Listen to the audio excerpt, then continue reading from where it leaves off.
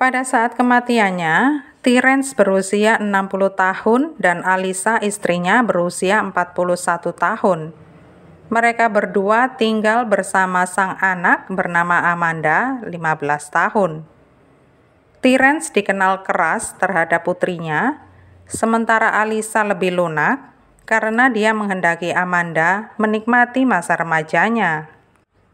Pada Mei 2007, entah bagaimana, Amanda berhasil membujuk orang tuanya untuk mengizinkannya menghadiri pesta di rumah temannya.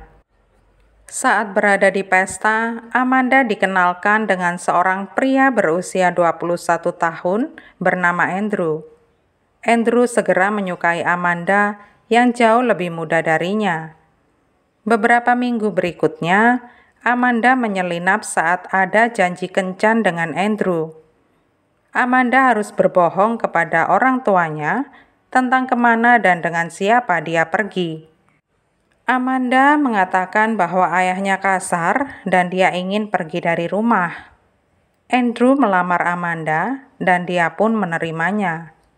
Amanda memberitahu Andrew kalau dia hamil dan kalau ayahnya sampai tahu, dia pasti akan membunuh Amanda.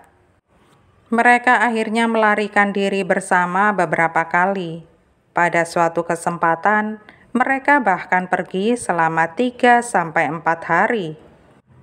Terence dan Alisa pun melapor ke polisi untuk memberitahukan hilangnya Amanda. Tetapi akhirnya Amanda pulang ke rumah. Terence menyambut Amanda dan Andrew di jalan masuk sambil membawa senjata. Andrew pun diusir dan Terence sempat memotret nomor plat mobil Andrew dan dari sanalah dia mengetahui usia asli Andrew. Mereka mengancam akan melaporkan Andrew ke polisi dengan tuduhan pemerkosaan jika Andrew sampai berani menemui Amanda lagi. Ancaman itu tidak menghentikan Andrew dan Amanda yang terus menyelinap berdua. Akhirnya, keduanya pun merencanakan pembunuhan atas kedua orang tua Amanda. Amanda mengatakan bahwa itulah satu-satunya cara agar mereka bisa bersama dan melahirkan bayi mereka. Amanda berhasil mencuri senjata ayahnya. Dia memasukkannya ke dalam tas dan memberikannya kepada temannya, Rebecca, dan kemudian diberikan kepada Andrew. Rebecca mengetahui rencana keduanya dan dia mencoba memberitahu kedua orang tua Amanda.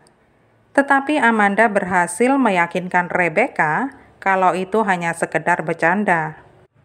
Andrew juga bercerita kepada Chris tentang rencana pembunuhan itu dan bahkan meminta nasihatnya tentang cara membunuh orang tua Amanda. Chris menyatakan diri tidak mau berurusan dengan hal itu. Pada hari Jumat 29 Juni 2007, Amanda menelpon Andrew setelah mamanya berangkat kerja. Sementara Terence sedang tidur karena suka begadang dan biasanya tidur sampai tengah hari. Andrew merasa gugup dan mengatakan kalau dia tidak sanggup. Amanda meyakinkan Andrew supaya melakukannya demi janin yang ada di perutnya. Andrew pun menembak Terence yang sedang tidur. Terence tidak segera meninggal dan bahkan masih mengeluarkan suara sampai beberapa jam. Andrew dan Amanda keluar untuk mencari makan dan saat kembali, Terence masih terus mengeluarkan suara. Tetapi pada akhirnya, Terence pun meninggal. Setelah meninggal, Andrew menghubungi temannya Chris yang kemudian mendatangi rumah itu dan melihat Terence sudah menjadi mayat. Beberapa jam kemudian Alisa pulang dan Andrew sudah siap menunggunya dan langsung menembaknya 2 kali. Padahal Alisa berencana mengunjungi kakaknya sepulang kerja tanggal 29 Juni. Kakaknya mencoba menghubungi Alisa pada 29 Juni dan juga pada 30 Juni. Sayangnya, hasilnya nihil. Pada 30 Juni, Amanda dan Andrew kembali ke rumah karena mungkin khawatir mayatnya akan meninggalkan bau dan mereka harus segera mengurusinya. Ternyata tidak, mereka malah mencuri kartu kredit Alisa dan pergi berbelanja. Pada hari Minggu, 1 Juli, seorang teman mengunjungi Terence dan Alisa sekedar untuk menanyakan kabar. Dia mengetuk tetapi tidak ada jawaban dan dia melihat ke dalam lewat jendela dan tampaklah tubuh Alisa di dapur. Beberapa menit kemudian, polisi sudah tiba di lokasi. Teman Amanda yang bernama Rebecca mengatakan dia tahu siapa yang membunuh suami istri tersebut. Polisi bisa menggunakan data ponsel untuk mencari ponsel Andrew. Dia dan Amanda malah sedang asyik menghadiri pesta barbecue di rumah temannya. Mereka ditangkap hanya selang beberapa jam setelah mayat ditemukan. Pada saat ditangkap, Andrew mengatakan dia bertanggung jawab penuh atas pembunuhan tersebut. Dia melakukannya karena Amanda mengancam akan bunuh diri jika dia tidak bisa lepas dari orang tuanya. Pada saat persidangan, cerita Andrew berubah lagi. Dia mengatakan Amanda yang membuatnya melakukan pembunuhan itu. Andrew mengatakan kepada sidang bahwa dia tidak bisa berkata tidak kepada Amanda. Sementara itu, Chris bersaksi melawan Andrew. Dia mengatakan dia tahu kalau Andrew telah merencanakan pembunuhan terhadap orang tua Amanda dan bahkan meminta nasihatnya tentang bagaimana dan di mana harus menembak Terence. Chris tidak mau menjadi aksesoris dalam pembunuhan itu.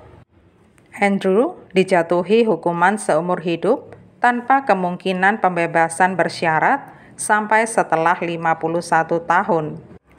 Saat Amanda berada di tahanan remaja, dia menulis surat untuk Andrew. Dia menulis bahwa dia menyesal telah membuat Andrew melakukan pembunuhan itu. Dia berjanji akan mengunjungi Andrew saat dia bebas di usia 18 atau 21 tahun. Tetapi sayang, pihak kejaksaan punya rencana lain buat Amanda. Amanda dijatuhi hukuman 25 tahun atas pembunuhan Alisa ibunya dan 20 tahun atas pembunuhan Terence ayahnya. Itu artinya Amanda harus mendekam di penjara selama 45 tahun. Hukuman harus dijalankan secara berurutan. Sebelum diadili, Amanda melahirkan seorang anak yang diberi nama Serenity. Bayi itu disiapkan untuk diadopsi dan tidak pernah melakukan kontak apapun dengan Amanda. Pada 2018, Amanda mengajukan petisi agar hukumannya dikurangi. Tetapi dia tidak akan memenuhi syarat untuk dibebaskan hingga 2049. Andrew juga mengajukan banding atas hukumannya, tetapi ditolak. Dalam sebuah pengakuan yang direkam, Amanda memberitahu penyelidik bahwa dia dan Andrew telah merencanakan pembunuhan itu selama beberapa minggu. Amanda juga menambahkan bahwa rencana awalnya mereka berdua hendak memakai air aki tetapi dibatalkan dan akhirnya memilih membunuh dengan menggunakan senjata api ayahnya sendiri.